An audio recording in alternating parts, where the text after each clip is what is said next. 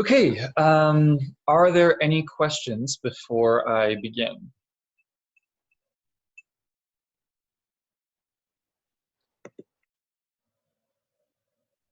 No questions? I should probably address a couple things. Let's see. First of all, today I will be uploading the last 2 lecture notes. I'll be uploading the video afterwards, and then I will be sending out an email containing more precise instructions about Gradescope and about the midterm that's coming up next week. So there's going to be a fair amount of stuff coming your way this afternoon after this lecture is complete. So that's one thing that I want to remark. The second thing is that I've been getting some emails about homework, and the emails are kind of difficult for me to process because I essentially get a message that you've written me, but I don't see the problem, or so it's kind of unclear for me how to best help with some of the emails that you're sending me. Maybe that's just because I'm not very tech savvy with Wiley Plus, or maybe their system is bad. So what I would say is, I haven't answered your emails based on the homework. I would say try to ask me questions in office hours. That's a much more successful strategy. And if my questions, or if your questions still aren't answered during office hours, then I'll try to respond via email on something on the homework. And as another note, since I didn't have office hours yesterday, I will have office hours today, so that you'll have some time to ask me some questions after class. Okay, all of that past us. Are there any questions before I get started?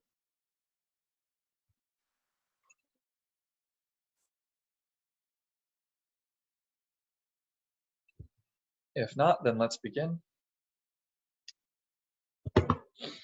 Okay, so what did we do last time? Last time, we spent another good chunk talking about the existence and uniqueness theorems. So I talked more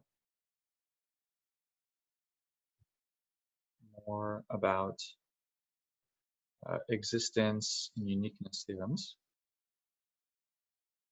which was a very good discussion. And then at the very end, we started discussing what's called logistic growth. Started discussing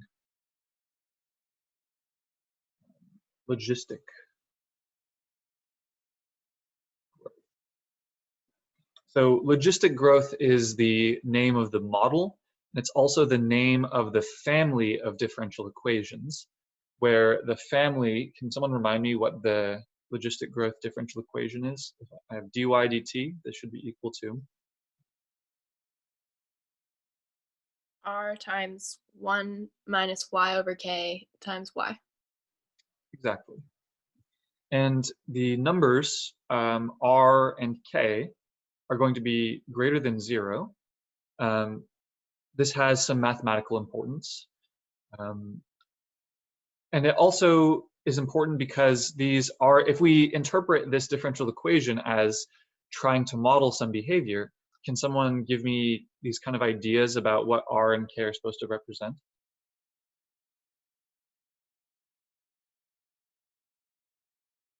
R would be the growth rate of the population. K is the capacity. R is the growth rate. And K is the carrying capacity.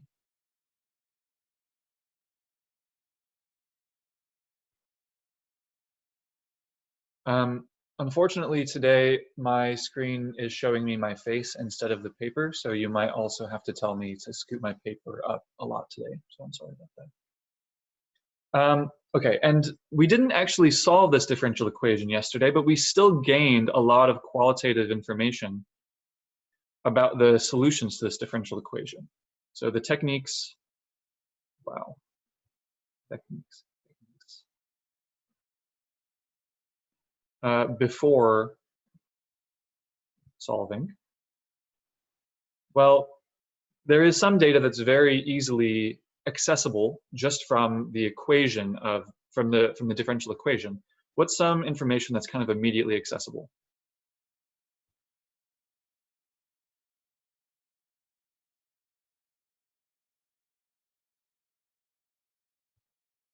The equilibrium solution? Exactly. The equilibrium solutions can be read off pretty easily from this equation.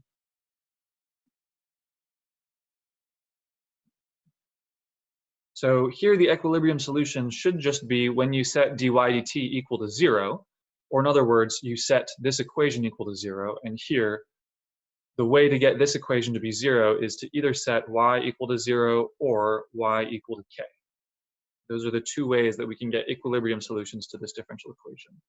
And we already know that the equilibrium solution should kind of break up the solutions into different regimes of behavior. So the next technique that we use is we examine the slope field.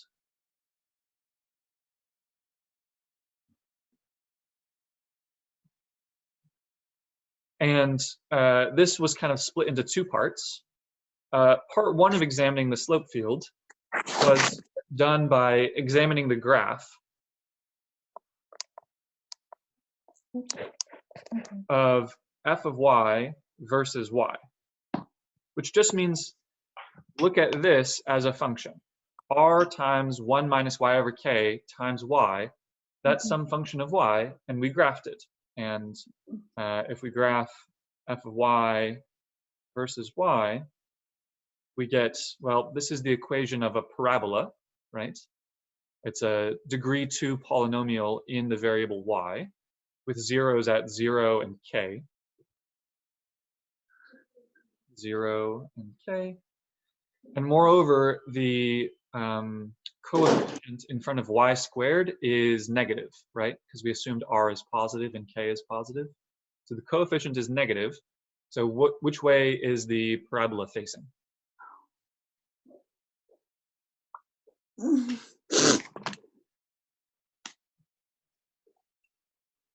Be downward. Yep, it's facing down.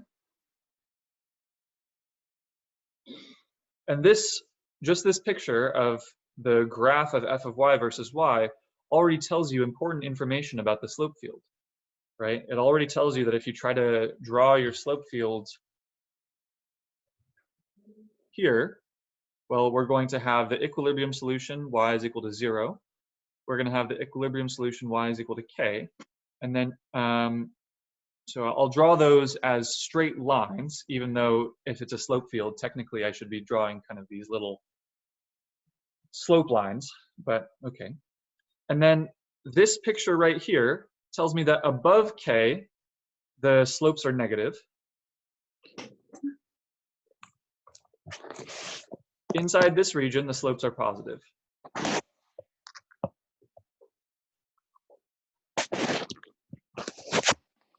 And then we went even further, and we said, instead of just looking at whether the slopes are positive or negative, we can even try to understand the concavity of the solutions.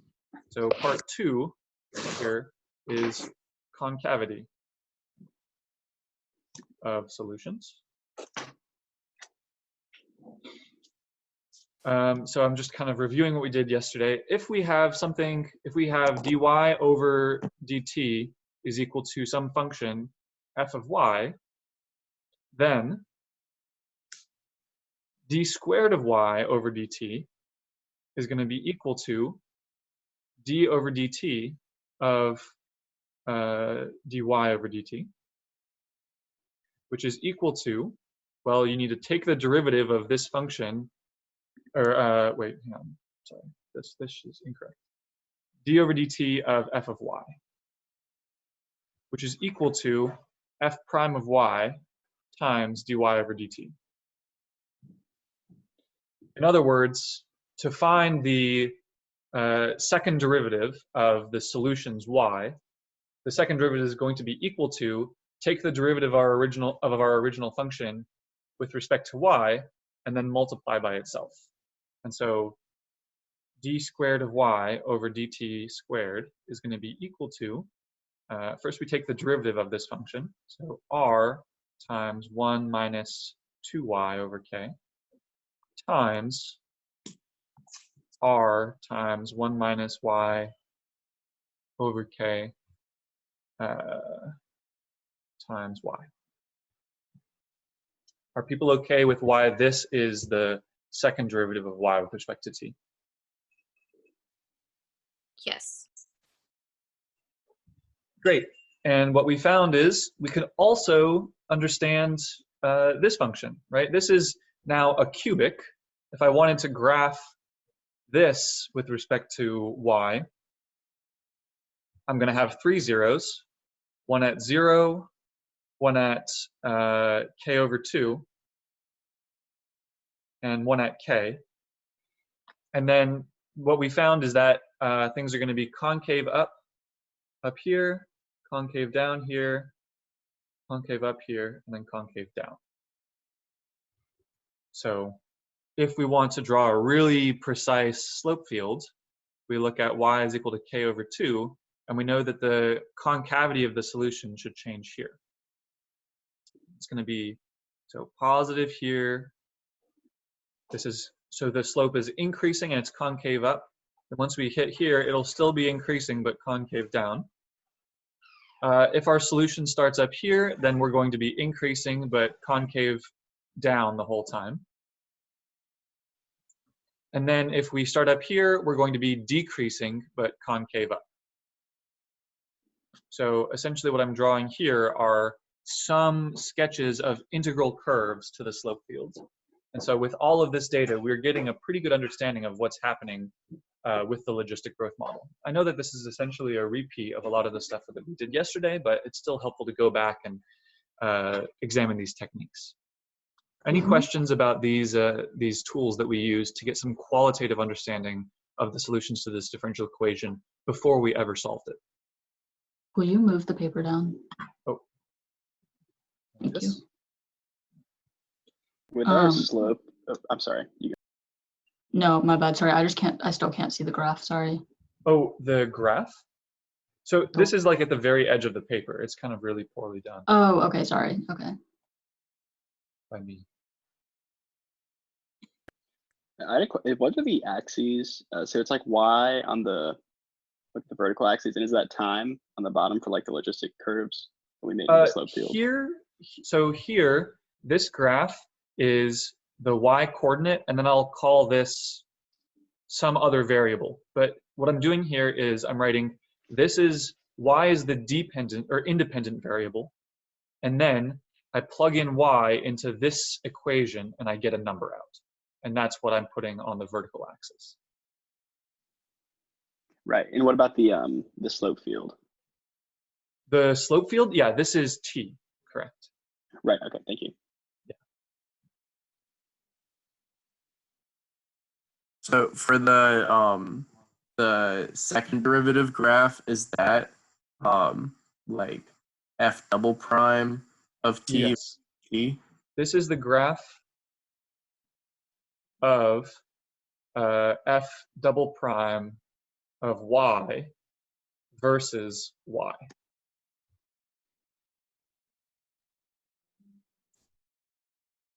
Wait, is that f double prime or just f prime? F double prime. This, oh, yeah, you're right, thank you. F prime of y versus y, whereas this is the graph of f of y versus y. Yeah, thank you so much, f prime of y. It's the second derivative of y, but the first derivative of. Sorry, I'm being terrible today. This is the graph of d squared of y dt versus y.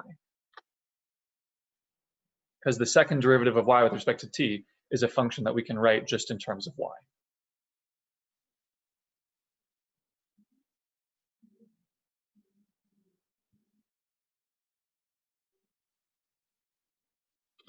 Okay, so all of this was kind of qualitative information that we get without solving, but we can actually solve this differential equation and find explicit solutions.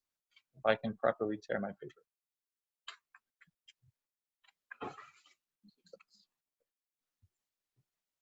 Okay. So let's actually solve this differential equation now. Now on to the actual solutions. So we start off with dy over dt is equal to r times 1 minus y over k times y. And the first thing that I'm going to do is notice that this is a, what kind of differential equation?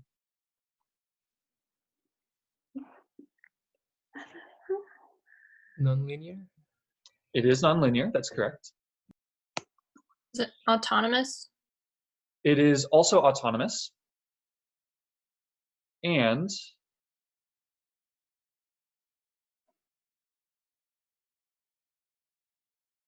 seems separable to me. I can get all my y's on one side and all my t's on the other side because there are no t's. Anyways, that's just an impression that I get. So my actual technique for solving this is to get all the y's on one side. So I get dy over dt all over 1 minus y over k times y being equal to r. And now I've got some stuff in terms of y and some stuff in terms of t, except r is a constant. So it's a very simple function in terms of t. And how do I solve this type of differential equation?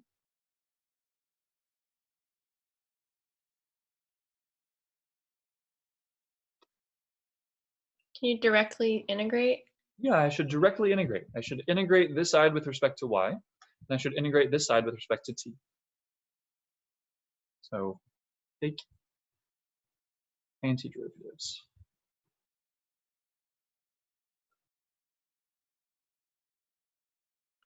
And now we get to an important question. How do we take an antiderivative with respect to y of this side?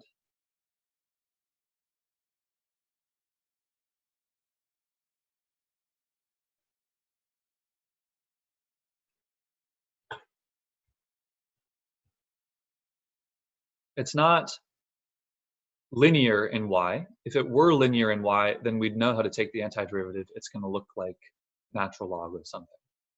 But it's quadratic in y.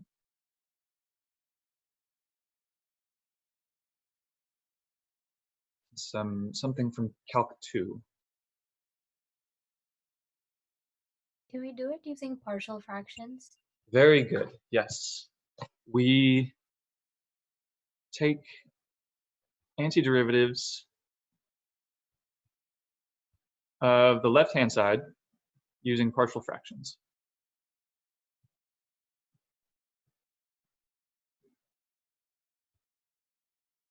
Okay, so let's be precise about this. What we're trying to do is we're trying to write 1 over 1 minus y over k times y in terms of what? What should I kind of demand from my partial fractions expansion?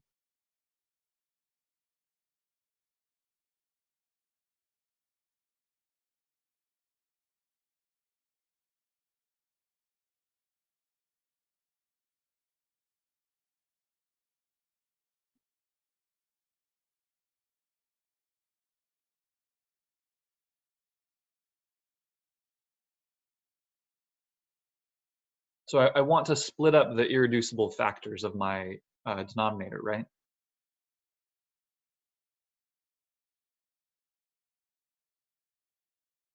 Is it just 1 over y minus 1 over y squared over k?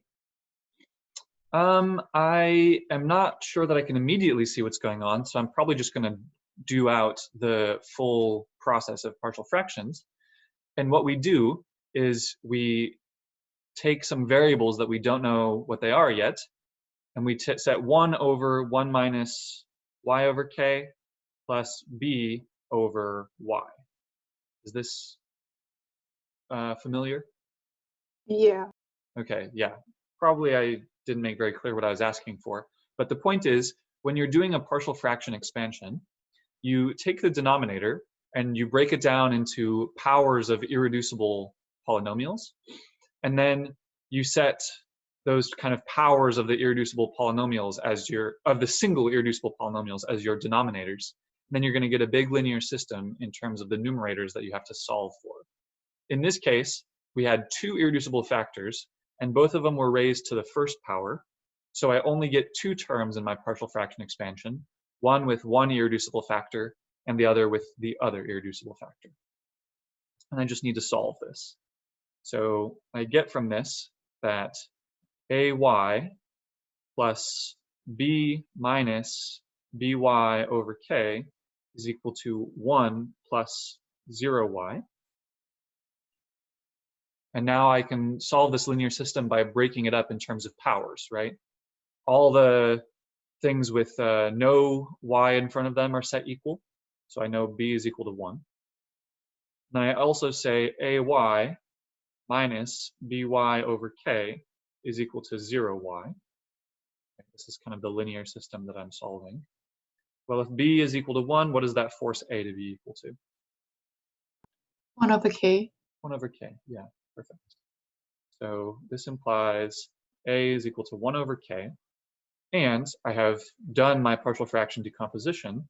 The left-hand side is actually dy over dt times 1 over k over 1 minus y over k plus dy over dt over y to r.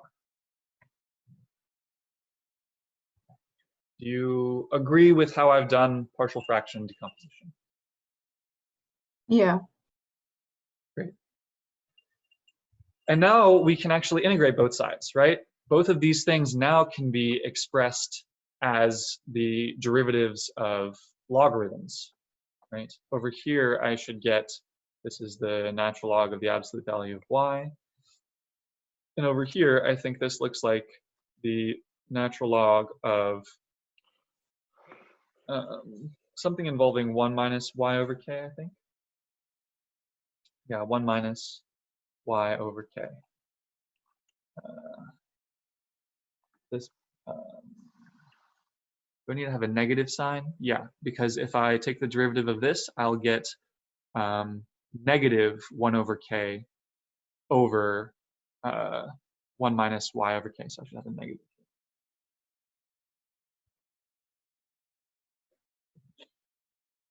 Do we agree that the left-hand side is indeed the antiderivative with respect to y of this? Yeah. Yeah. Great. And then on the other side, we just take the antiderivative with respect to t. This is going to be equal to r of t. Technically, if I take the antiderivatives over here, I should get plus c's, and I'll also get a plus c over here, but I'll just move all the constants to one side, so I'll have plus some constant over here.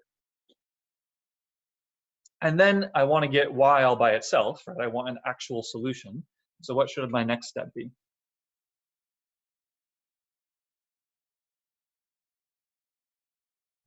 E to the power of everything. Yeah, e to the power of everything. E to the power of everything.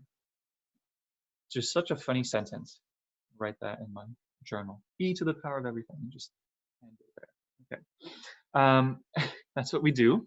So what we get out of that is y over 1 minus y over k being equal to e to the rt plus c, which I'm going to be able to write as a constant times e to the rt. Here I should maybe write c1 so that you know that it's not the same constant. I'm being pretty fast and loose with forgetting about signs and not being very careful about the absolute values around my function y. And a reason for that is in this logistic model or this population model, I should really only care about the functions y being positive. I don't really want to consider what it means to have a negative population. I only want to consider y being positive so I can forget about the absolute values.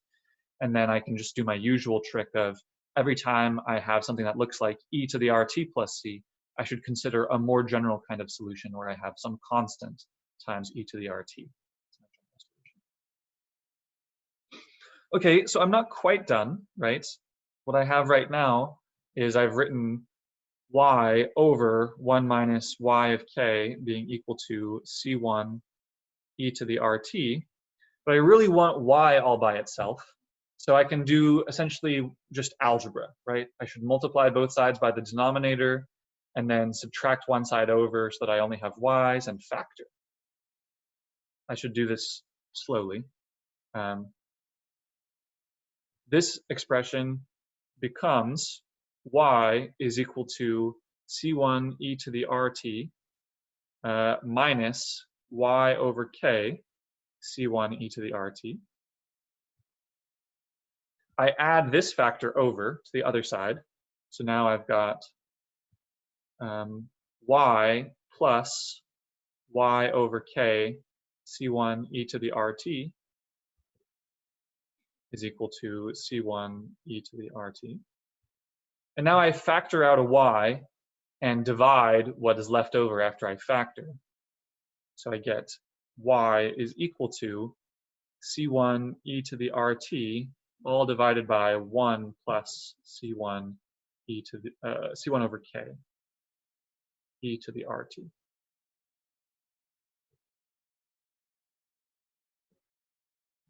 Are we okay with how I got this general kind of solution?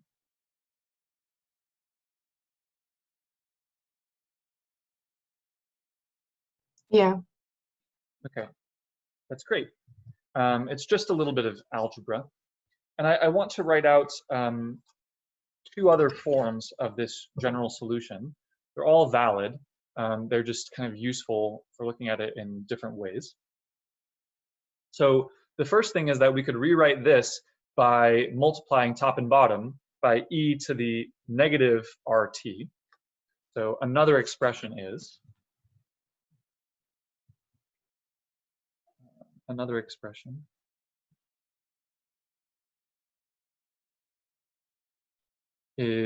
c1 y is equal to c1 over e to the negative rt plus, and what I'll be left with is c1 over k.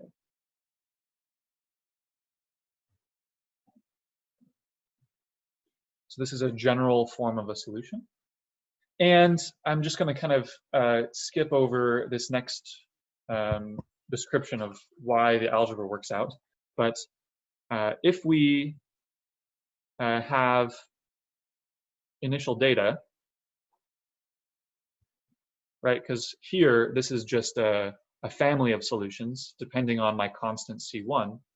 If we have initial data of y of 0 is equal to y0, then we get a solution that looks like this. Y is equal to y naught k over y naught plus k minus y naught e to the negative rt.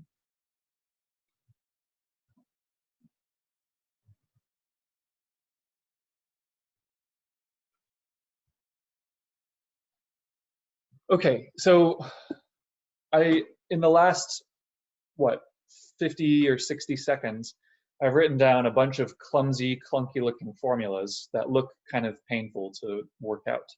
And I'm not claiming that you're wrong. They do look kind of clunky and painful. There are a couple important comments that I want to point out to you.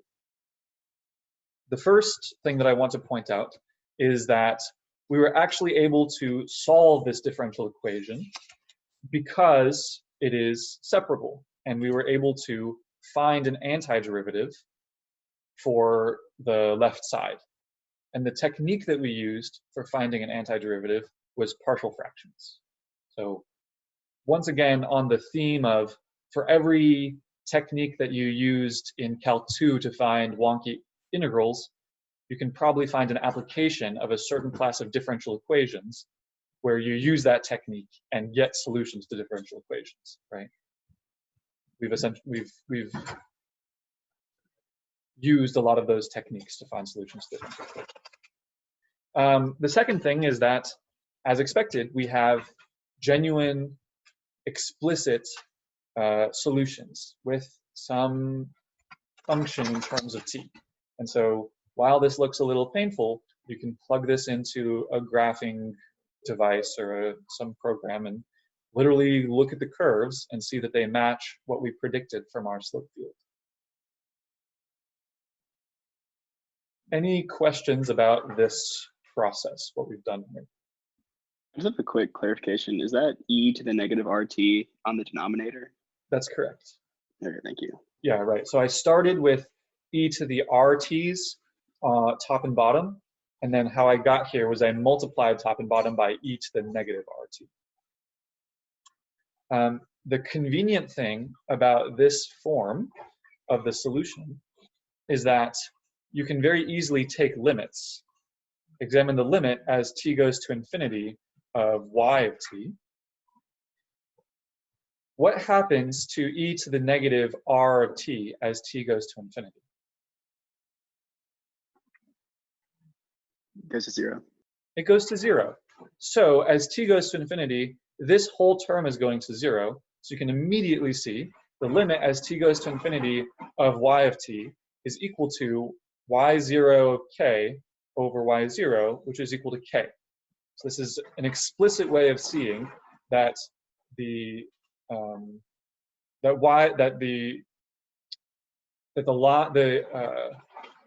what's it called? What's the solution where the derivative with respect to time is 0? Equilibrium. The equilibrium solution y of t is equal to k is a stable equilibrium solution because all of these other solutions are trending towards k as the time grows. So we're recovering this part of the picture where all these solutions are trending towards k.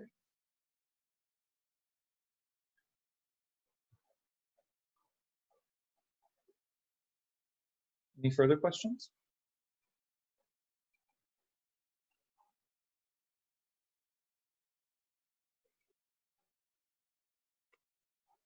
Okay. Let's now examine a barely different differential equation, which nonetheless provides us with different behavior for its solutions. So now let's examine dy over dt is equal to negative r times 1 minus y over t times y. So this is, and here we're assuming r and t are greater than 0. So this looks exactly like the logistic growth differential equation, with the only difference being that now our rate or our kind of growth constant is a negative number. So we can solve this mathematically in an almost identical fashion, but we would expect actually rather different behavior. Any questions about the differential equation that we're about to think about? What is big T? T is some fixed constant, just like K was some fixed constant in the logistic differential equation.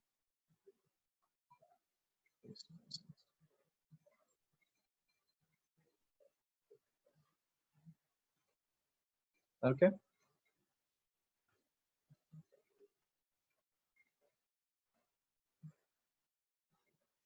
Any questions here?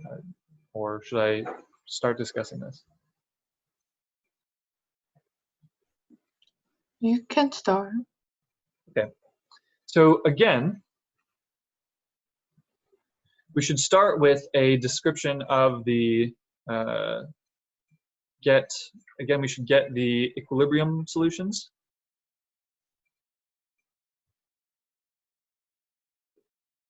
What are our equilibrium solutions for this differential equation?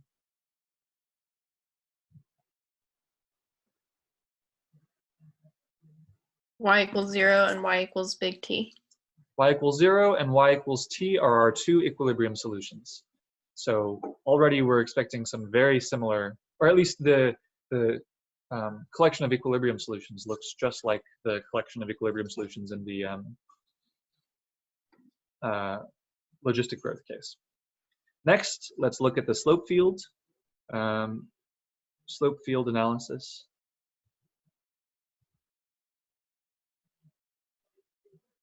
First thing is, let's graph f of y versus y. Once again, what kind of function is f of y? Here, this whole Separable? thing is Separable? it is separable. So separable technically applies to the whole differential equation. You're definitely correct that this whole differential equation is separable.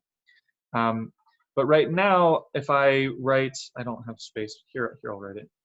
So here, what I'm writing is dy over dt is equal to f of y. And you're absolutely correct. Anything of this form is going to be separable. Also, this function, f of y, has a very nice form. It's a polynomial in y. And it's a small degree polynomial in y. So in particular, it's a parabola. Right. Okay.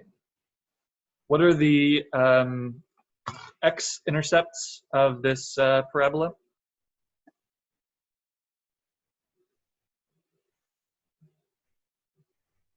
Zero and t. Yep, not doing anything new here. 0 and t. Next question. Is this parabola going to open up or open down? Up. Yeah, exactly. We're going to get a negative coefficient if we just multiply out these two terms in front of the y squared. But then we multiply by a negative r, so we got a positive coefficient in front of our quadratic, which means that it's going to open up. This is kind of the opposite of what we had last time, which means if we start graphing 0 and t, this means in the middle, the slopes are going to be negative, and above, the slopes are going to be positive. Positive slope and negative slope. And then, of course, we could look at concavity. Are you able to move the paper up a little? Oh, yep, absolutely. Thank you. So another thing that we should do is look at concavity. The results on concavity are going to be almost exactly the same as the ones that we had before. It's just going to be off by a negative sign, right? So what we get is we want to look at d squared of y over dt squared. Well, let me check this off by a negative sign. Might not. This is going to be equal to d over dt of f of y, which is equal to f prime of y times dy over dt. Did I do this correctly? Yes, I did. So I get d squared of y over dt squared is equal to, well, I take the derivative here, and I get negative r times 1 minus 2y over t. And then I multiply by dy over dt, but that's just this original function again. So over here I get a negative r of 1 minus y over t y. And then one should do a similar analysis here.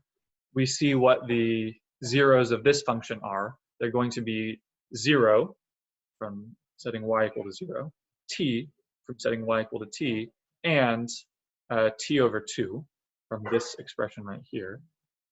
T over 2 is another important line that we should consider. And then we should check whether things are positive or negative. This negative r times negative r is going to be just some positive number. And then these things are exactly the same as they were in the logistic growth equation. So we should get the same collection of results. So this should be concave up. I don't know if this is good notation, but here's the slope, here's the concavity. So I have concave up here, concave down here, and concave up here. Right? essentially the concavity results are the exact same as in the logistic growth model. The only thing that's changed are that the slopes, where the slopes are negative and where the slopes are positive, have switched places. Is this okay, what I've done here? I've essentially repeated the same mathematical analysis, but Yeah. repetition is good. So with all this data, we can actually start sketching out what the solutions ought to look like. Here's some idea. Here's y is equal to 0. Here's y is equal to t over 2. And here's y is equal to t. We know that we have two equilibrium solutions at 0 and at t. Up here, the slopes are positive and the concavity is positive, so these things are exploding away. This is some sort of population explosion. Here, the slope is negative, but the concavity is also negative. So concave down and decreasing looks kind of like this. Once it crosses this line, it's going to be decreasing but concave up. So we're going to get things that look like this.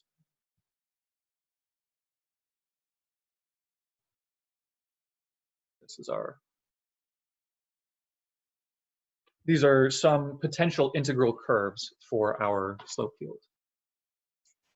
So notice that we made a tiny tweak to our differential equation.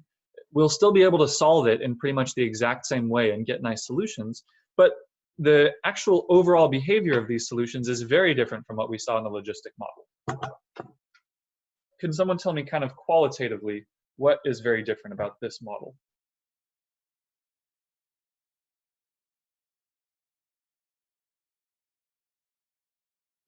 It diverges from that top equilibrium solution. Y equals Exactly. Very good. So now T is an unstable equilibrium point or equilibrium solution. And y is equal to 0, and y equals 0 is stable. Because there's a big family of initial conditions such that when your initial condition is anywhere in here, your solution will eventually decay to 0. So either you're lower than the threshold and you're going to die off, or you're greater than the threshold and you're going to explode. So this is quite different behavior from what we saw in the logistic growth model.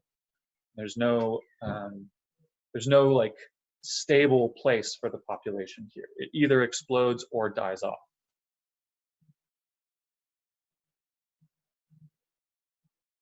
Any questions just about this kind of qualitative discussion?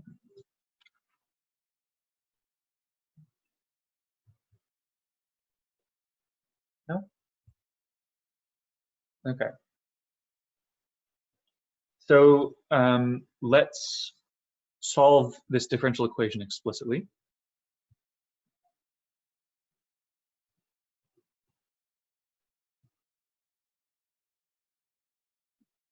And the point is, we've actually pretty much already solved it. All that changes between this model and the logistic model is a sign somewhere. So I can actually just take the solution to the logistic model, y is equal to y0 k over y0 plus k minus y0 e to the negative rt, or rt. And all that I'm going to do here is I'm going to send r to negative r, and I'm going to send k to t, and I'm guaranteed to have a solution in the same way. So now my solutions to this new differential equation are y of t is equal to y0 times big T, threshold, over y0 plus t minus y0 e to the rt. The family of solutions with initial condition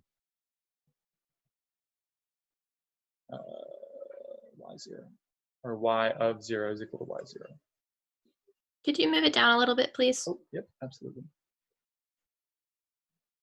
So I I'm just using the same mathematical solution that I found for the last equation here. It still applies.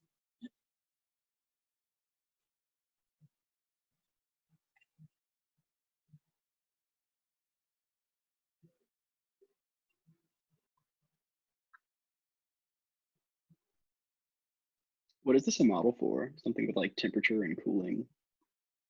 So this is actually, this also comes up in a population model. And actually what we're going to do right after we finish this discussion is write down a model which combines both of these equations, both the logistic and the kind of threshold model.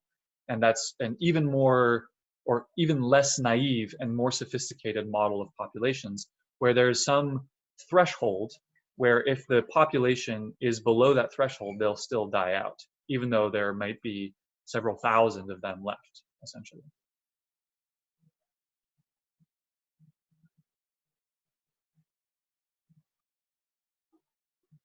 I'm not sure what other maybe physical systems that this thing might model. I'm not exactly sure. Here's something that this could model. This could, well,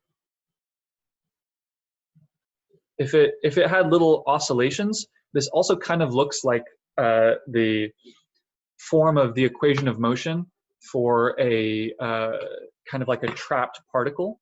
Like if you think of the physics situation where you have some sort of well here, and then you have some object inside the well. If you give this object a low initial energy or velocity, then it'll just oscillate inside this potential and eventually go to zero. Whereas once you pass a certain threshold of the energy that you give this object, namely velocity, make its velocity very high, then it'll kind of go over the threshold and then escape. So I'm not saying that this corresponds exactly to this, but this idea of a certain threshold beyond which you escape and below which you go to some zero solution, that also can be seen in kind of physical situations as well. Does that help? Yeah, thank you. Okay, there's actually a weird feature of this model that actually didn't really come up in our logistic model, which is with our assumptions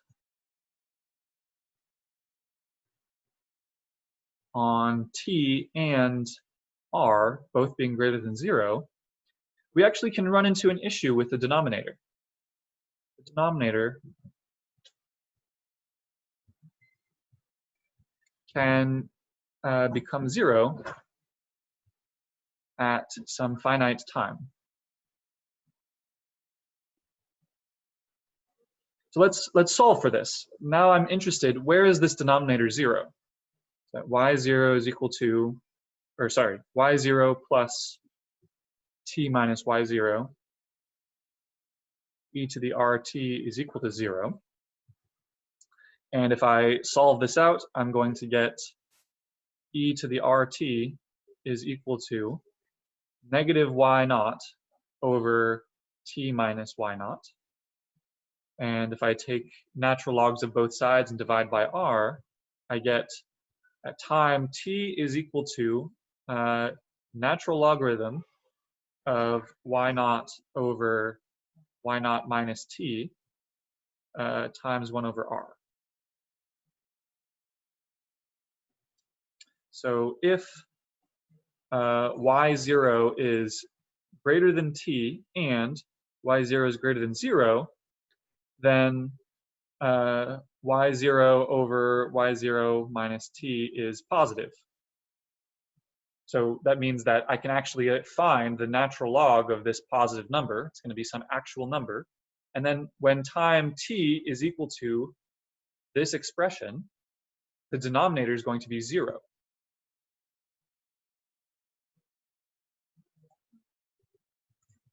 Is it kind of clear what I've done here?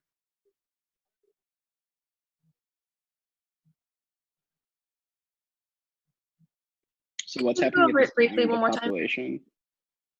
So I'll discuss what happens in terms of the population in just a moment. What I've done is I've taken a look at my general solution, which looks like this. And I've looked at my assumptions, namely that t is greater than 0 and r is greater than 0. And I ask myself, for these solutions, is there any point where the denominator is going to be 0? So to solve that problem, for which t is this denominator 0, I set the bottom equal to 0. First thing I do algebraically is I subtract y0 from both sides, and then divide by t minus y0. This is just some number. Negative y0 over t minus y0 is the same thing as y0 over y0 minus t. I pull out a negative from both sides. So just kind of rewriting it. And then I apply natural log to both sides. So I'll get r of t is equal to natural log of r0 over r0 minus t. And then I divide by r.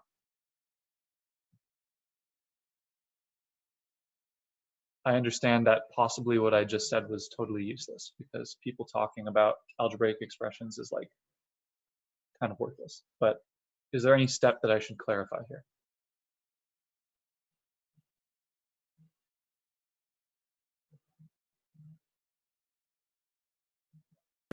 No, that's good. Thank you. Okay, so notice that in order for this expression on the interior to be positive, I need y0 to be greater than t, right? If y0 is less than t, then this is going to be a negative. And then I can't take a natural log of a negative number. So already, whatever weird behavior this is implying, it only pertains to solutions whose initial condition is greater than t. So now let me go back up to my picture that I drew up here. All of these solutions we understand very clearly because they all have initial conditions less than t. So I'll never have the denominator being equal to 0. However, for these solutions which are greater than t, like this solution, for instance, what this is saying is that there's a vertical asymptote associated to this solution. Maybe it's like here. This solution is going up infinitely high, and it can't pass a certain vertical asymptote. It'll be the same thing for this solution. This solution also has a vertical asymptote. If I pick any bigger and bigger solution, then the time at which you're supposed to kind of reach your vertical asymptote gets shorter and shorter. Can you see what I'm doing here? So in other words, these functions here are not exponential functions. They're not defined on the whole region. They're blowing up in finite time. Like maybe this says, in 1 year, you'll have infinitely many of the population that you're dealing with. So this is kind of like a unrealistic model if you're trying to use this to model population, because this model says if you have too big of a population, in some finite amount of time, you'll have infinitely many, I don't know, puffins.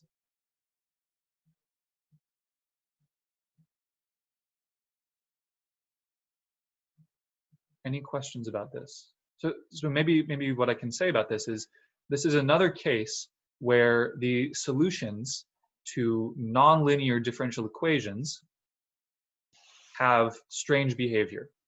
We can find nice solutions with an initial condition here, but we can't extend them infinitely far to the right. These solutions down here, we can extend infinitely far to the right. But these solutions with this different initial condition have some vertical asymptote, and we can't extend these solutions past that vertical asymptote.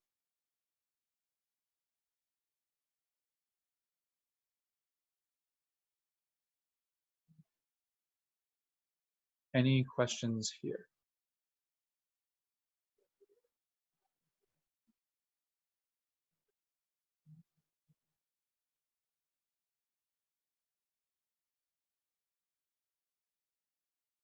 No? It's kind of confusing, so I kind of was expecting a question.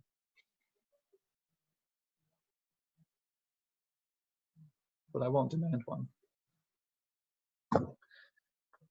Okay, 5 more seconds for anyone to ask a question.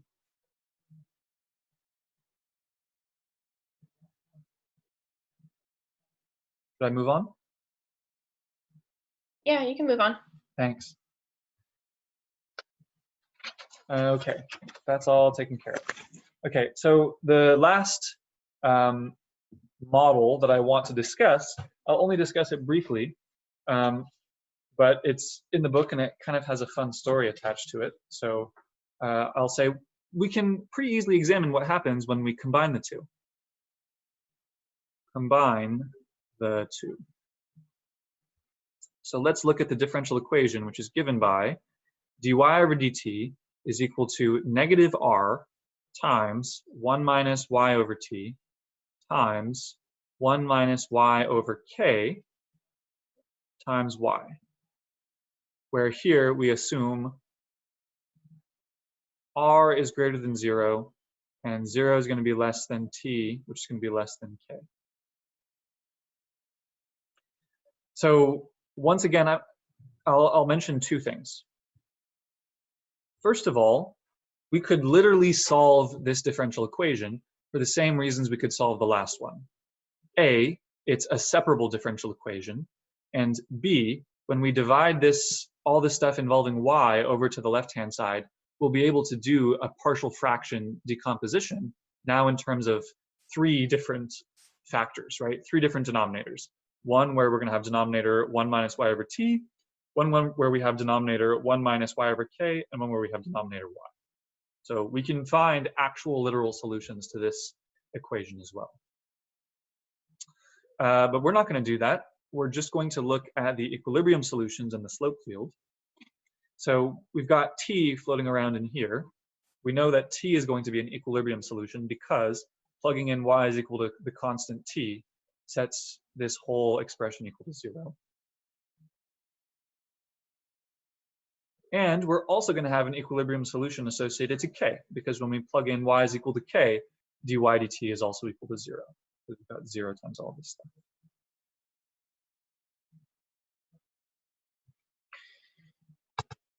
And then you can once again examine the slope field. The first analysis is to graph f of y versus y. We already know that there are going to be 3 zeros, one at 0, one at t, one at k. And then we just need to check the sign of everything, right? So this is some cubic polynomial. What is the leading coefficient of this cubic? Is it positive or negative? Negative? Yeah, it's going to be negative. We've got a negative in front of a y, a negative in front of a y, a positive in front of y, and then we multiply by a negative. 3 negatives multiplied together make a negative number. So the general form of this cubic is it's going to be decreasing down here, or negative down here and positive over here. And then I'll save you the mathematical labor of figuring out what exactly is going on. It looks like this. So essentially, the slopes are decreasing up here. They're increasing in this interval, and then they're decreasing down here. And I'm not going to go through the whole rigmarole of looking through the concavity. I'm just going to sketch out what this looks like. So decreasing here.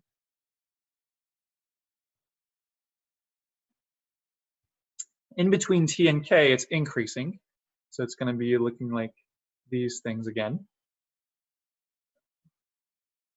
And then below t, it's going to be decreasing as well.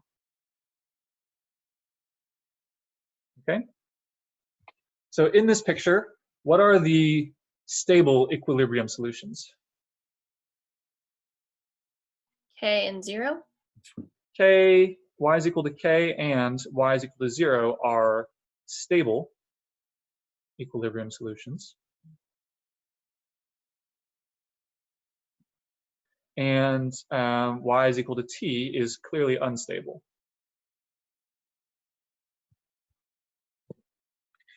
So the description or the discussion here is that this could be a naive model for the population of passenger pigeons.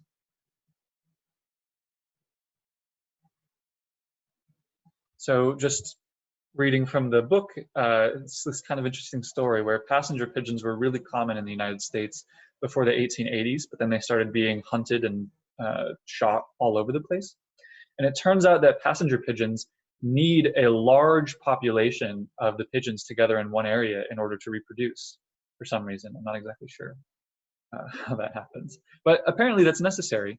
So despite the fact that there was a rather large actual number of passenger pigeons in the United States at the end of the 1880s, none of them were clumped up in very large groups. They were essentially like, there's like some sort of even distribution of passenger pigeons across the United States. And they, even though there were a lot numerically, there weren't enough for them to successfully reproduce. So they were hunted below the threshold at which their population could grow. And even though there were large numbers of them, their population still went to zero, and they were extinct. They went extinct in like 1914, which is a terrible story. So yeah, but what we get out of that story is some environmentalism in the United States, and also an interesting description of some differential equations, where if you're above the threshold, then you're going to approach the carrying capacity of your population. And if you fall below a certain threshold, then you'll go extinct.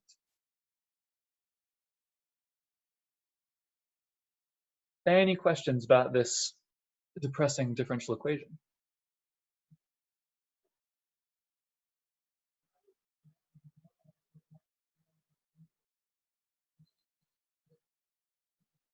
No? Is this all clear?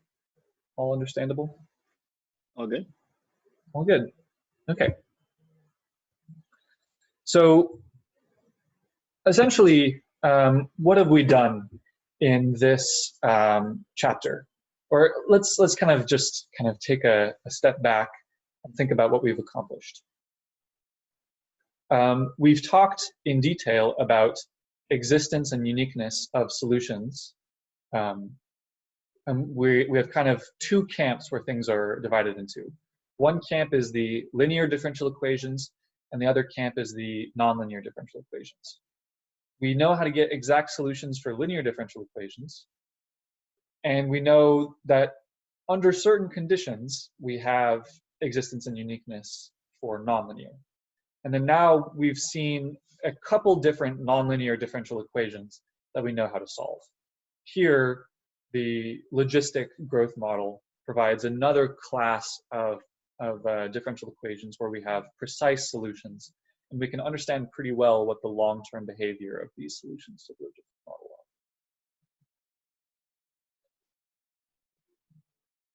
are. Okay. Now, let's move on to a fun section of chapter 2, which I like quite a bit. Oh, wait, first I should have you do some examples. Yes, that was a good idea. First, do the following example. Look at the slope fields for dy over dt is equal to k times 1 minus y quantity squared. And then tell me why we want, or we should define semi-stable. So in particular, either look at this whole differential equation or possibly look at dy over dt is equal to 1 minus y quantity squared, or dy over dt is equal to negative 1 minus y quantity squared. So maybe I should say, pick one of these two differential equations. Don't solve it explicitly, but work out what the slope fields look like, and then tell me something about it.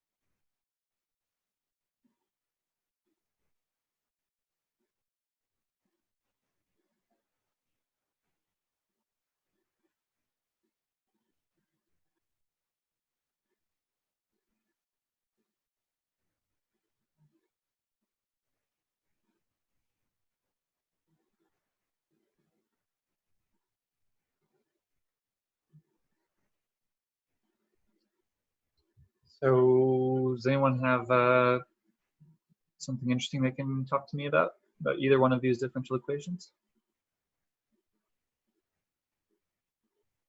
For the first one, dy dt equals 1 minus y squared. Yep. It looks like if you're below, like if y is less than 1, it approaches 1, but if you're above it, it diverges from 1. Exactly. So I don't know exactly what it's going to look like, but we're approaching 1 when we're below, and we're escaping from 1 when we're above. So this is why we would want some terminology to call a certain asymptotic solution semi-stable, where if you're below the solution, then you approach to the solution, or if you're above if you're above the solution, you escape, or vice versa. We could also look at the other solution, which displays pretty much identical behavior. When y is equal to 1, when we're above, it should approach 1, and when we're below, it should be escaping away. So both of these tell us that the notions of a stable solution is maybe not a great one. What we should probably, if we want to talk about stability, we should talk about, in this region, these solutions approach this stable equilibrium solution, and if we're in this other region, maybe they go somewhere else. Maybe they escape, things like that. Okay. So is there only one equilibrium solution? Yes, there's only one equilibrium solution, because the only way to make this equation 0 is just by plugging in y is equal to 1. So, okay, I'm kind of like blanking a little bit. Can you show like how you drew the parabola then? Because I'm confused about. It looks like this, or like this. So it hits 0, Okay, but it's perfect. either positive on both sides, which corresponds to this, or it hits 0, but it's negative on both sides, which corresponds to decreasing no matter what. Got it. Thank you. Yeah, sure. So if we did a solution for this differential equation, would we get like a discontinuity at 1? I'm not sure that's the case. I don't exactly see why that has to be the case.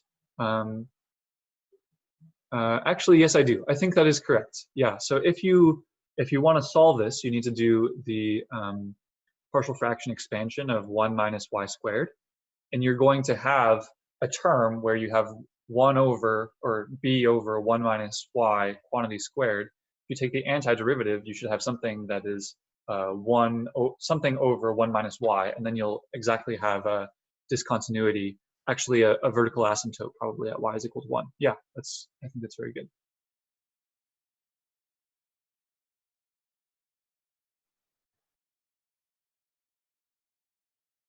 So probably these pictures that I've drawn aren't quite accurate, because there's some strange business happening.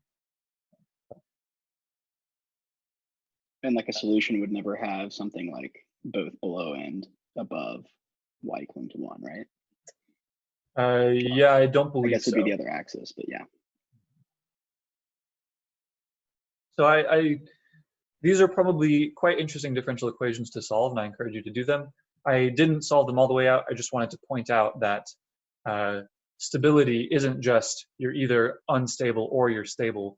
There's actually a large amount of behavior that we should try to understand in terms of stability. And this is kind of like the first example of things that are neither stable nor unstable. Solutions approach from above and escape from below, or something like that.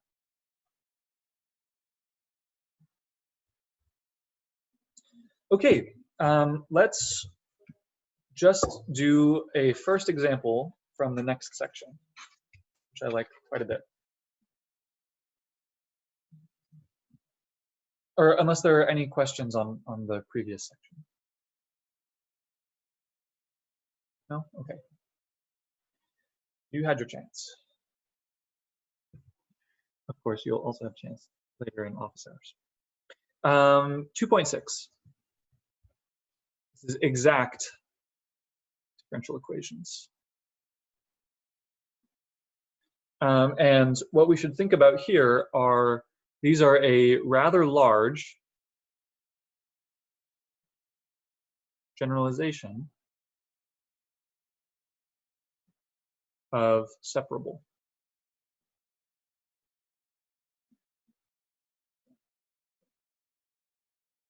And it is best seen first with an example, following the rule that one should always do examples first. So here's the problem. Let's try to solve, and once again, I'm going to put solve in quotes.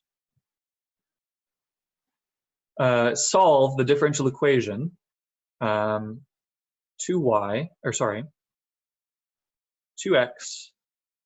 plus y squared plus 2xy y prime is equal to 0.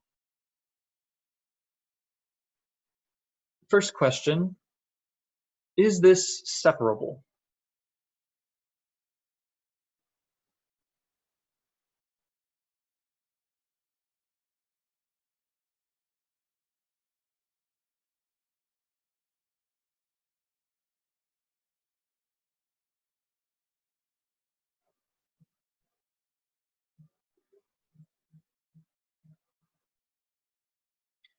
It's not an easy question to answer because there are a lot of things that you could try to do to separate this differential equation into two separate variables, but it's not looking hopeful, right? It's kind of looking gross, and I don't actually think that this is going to be a separable differential equation. Doesn't look separable.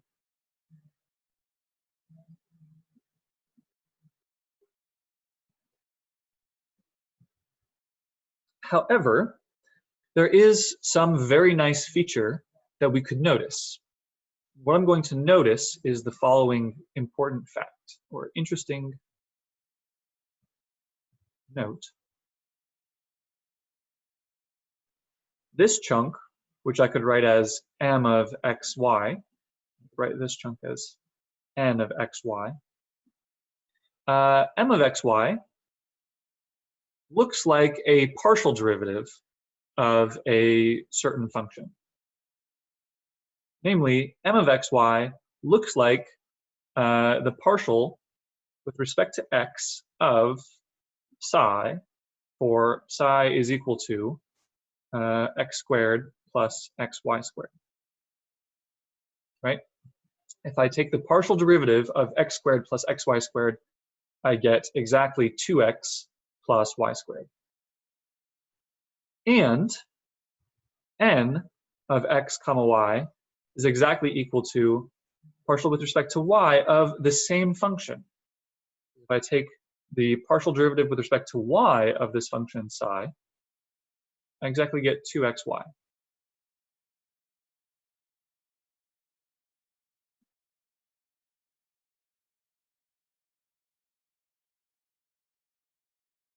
In other words,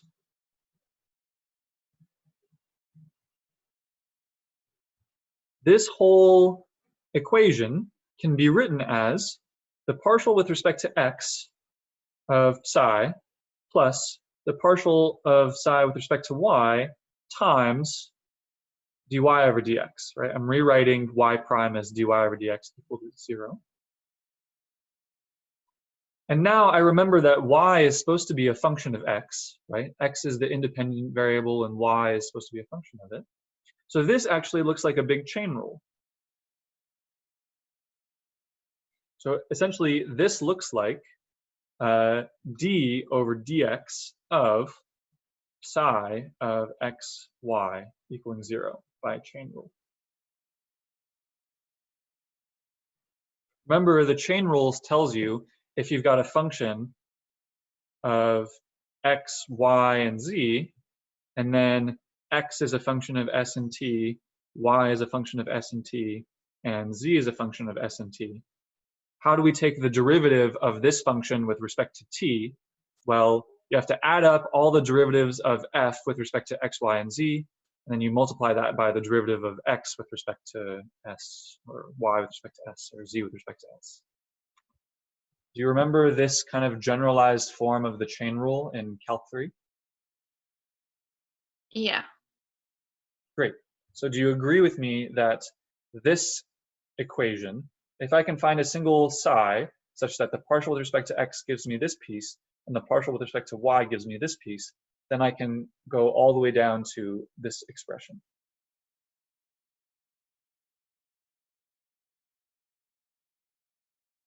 Yeah. Okay, well, this is beautiful. We know that every time that we were able to write out our differential equation as a derivative in terms of our independent variable of some functions equal to 0, we can just literally take antiderivatives. So take antiderivatives.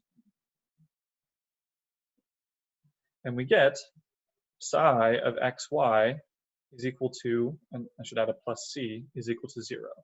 Or if I kind of redo this whole thing, what I get is x squared plus xy squared is equal to sum c. This is an equation. So these are equations which implicitly define solutions. That is, if you're able to find, like, any solution y must satisfy y squared plus xy squared as being equal to c, where this c will depend on the initial value problem. So if you specify some initial data, like, I don't know what, but you can specify some initial data of y of x0 is equal to y0, that'll determine the constant here. And now you'll have a situation very familiar from the separable case, where we don't literally get solutions out, but we get implicitly defined solutions out of some big equation in terms of x and y.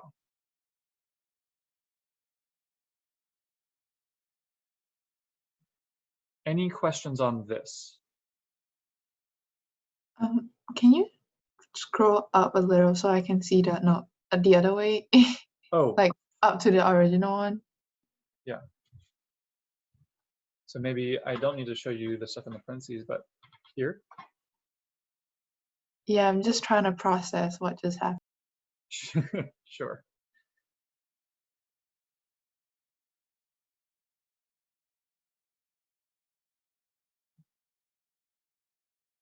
So maybe it is easier to think about this process when we think about why this generalizes separable equations. I don't know if I'm missing something super obvious, but when you do 2xy and you integrate it in terms like for nxy, 2xy, yeah. yeah, and then you get x squared plus x plus y squared, and you're integrating it in terms of y, right? So technically, I'm not just integrating this function with respect to y, or one can think that I am integrating it with respect to y, but then I have to add on not a constant, but an arbitrary function of x, because any function only of x will die when I take the partial with respect to y. So that is just making it look nice so that it fits the thing. Like it can technically, the integration would be plus c, and then you're assuming that c is x squared. Is that right? It's more than an assumption. It's actually something very special that I'm pointing out. What I'm pointing out is what I have been able to do in this problem is find a function of x and y such that the partial with respect to x gives me the m term, and the partial with respect to the y gives me this term. Okay. This should kind of remind you of some stuff that you were doing in Calculus 3, where you were investigating when can I find a function whose first partial derivative is this with respect to x, whose partial derivative with respect to y is this, and whose partial derivative with respect to z is this other thing. Okay, that makes sense, right? And what I've just shown you is that I have found a function psi which does the trick. Okay, I see that now. And when I have such a function psi, I can first rewrite this equation like this, and then realize that this is actually a chain rule applied to this. Right, I got you. Okay. And then I'm done. Done, more or less, here meaning that I have implicitly defined solutions, not that I have explicit solutions. Thank you. Yeah, sure. So the important point is that, can someone tell me why this generalizes separable differential equations?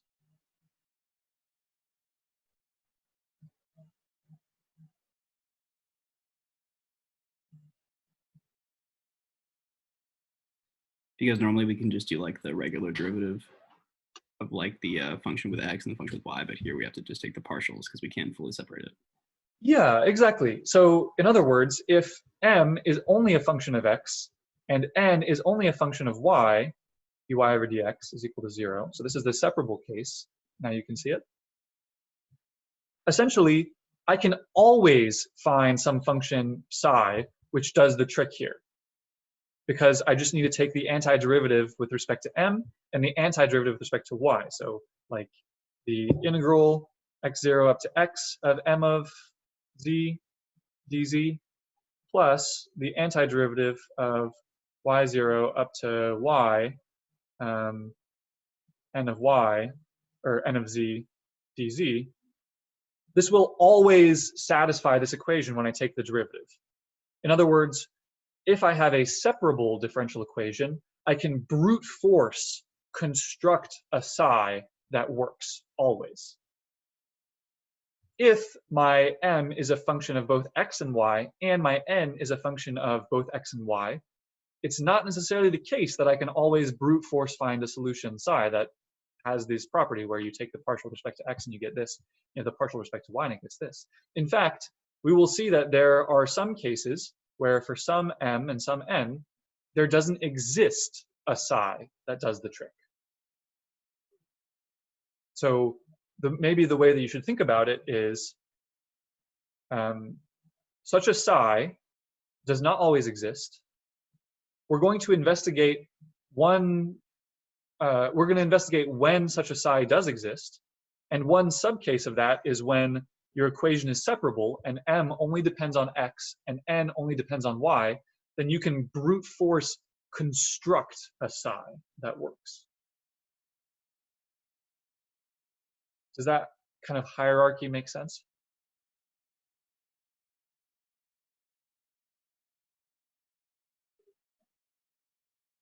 Yeah, that makes sense.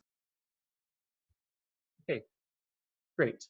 So tomorrow we'll go pretty in-depth and find a more or less complete answer about when such a psi exists and when you can solve these differential equations using this technique or this idea. And those are called exact differential equations. It's a very, very nice topic. I am going to take a 5-minute break and go make some tea, and then I will be back for office hours around 1:05. Thanks for class. It was fun today. Have a nice afternoon. Thank you. Thank you. you.